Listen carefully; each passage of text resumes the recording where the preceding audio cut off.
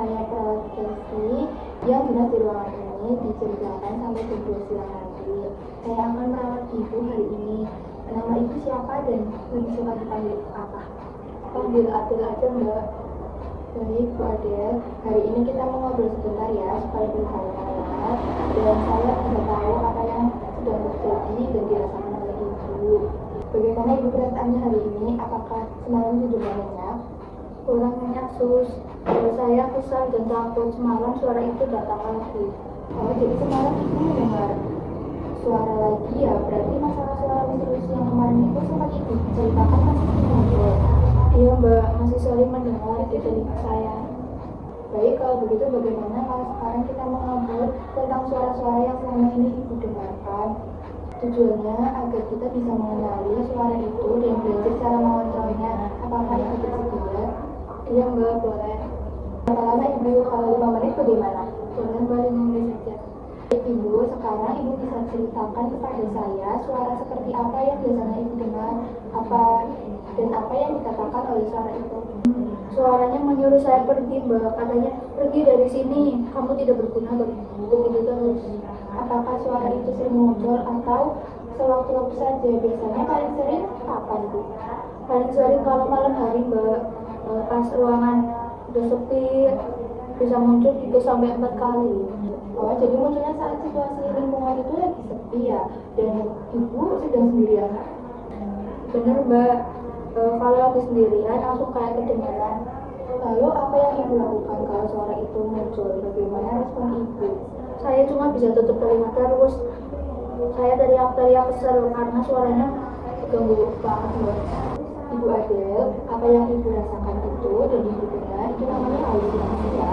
Suara itu sebenarnya tidak ada wujudnya. Nah, 4 cara untuk mengontrol atau mencegah suara-suara itu muncul. Yang pertama, ada dengan menghadapi suara tersebut. Kedua, dengan bercakap-cakap atau mengobrol dengan orang lain, dengan teman-teman ibu atau orang-orang yang di sekitar ibu. Lalu yang ketiga, melakukan aktivitas terjadwal. Dan yang terakhir, minum obat secara teratur ibu. Hari ini kita akan belajar cara yang pertama dulu ya ibu, yaitu menghadap. Menghadap itu artinya kita mengusir. Tersebut caranya, saat suara itu muncul, ibu Adel langsung tutup kedua telinganya, lalu